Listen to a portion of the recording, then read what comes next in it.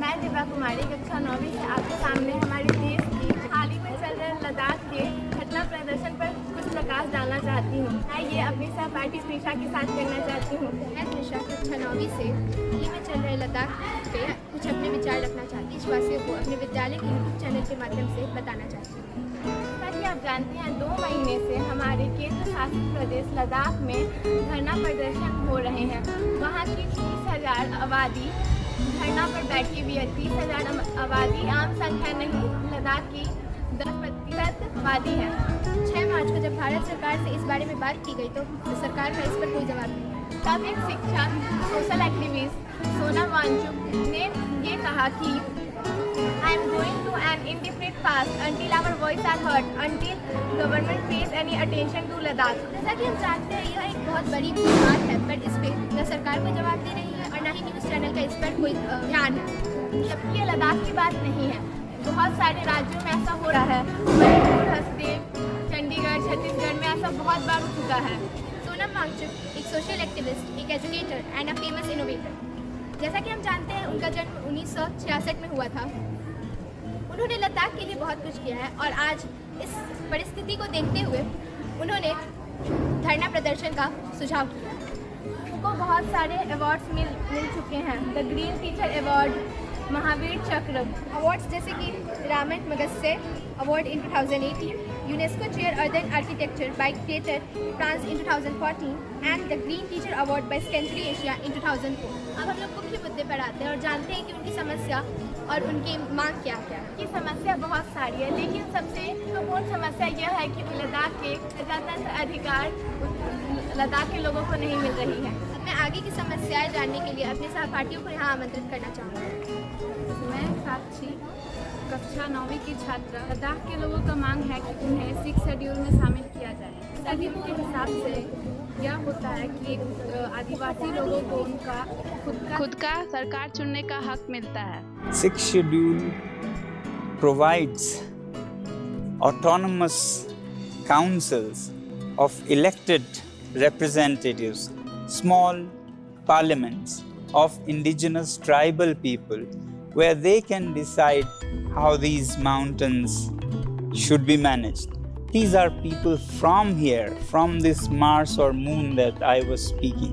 They know how to manage it.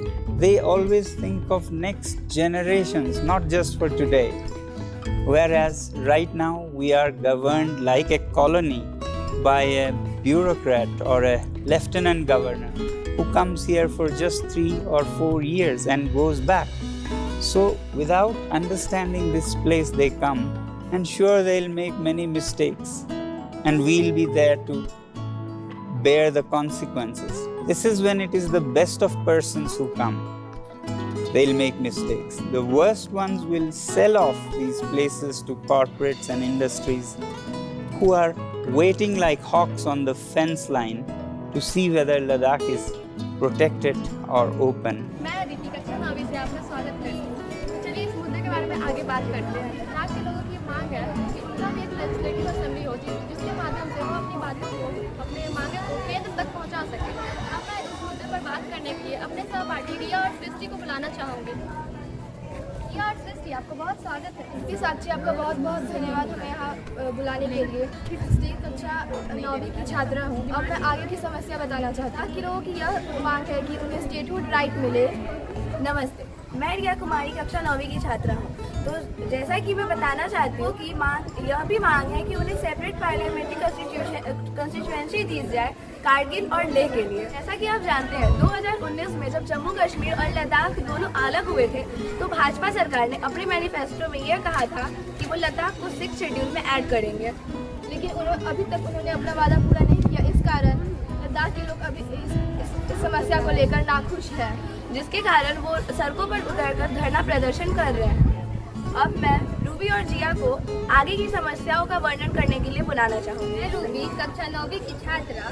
Ladakh की एक सबसे बड़ी समस्या यह है कि लोग के पास लोक सेवा आयोग नहीं है, जिसकी वजह से वहाँ पे नौजवानों को नौकरियाँ नहीं मिल पाती।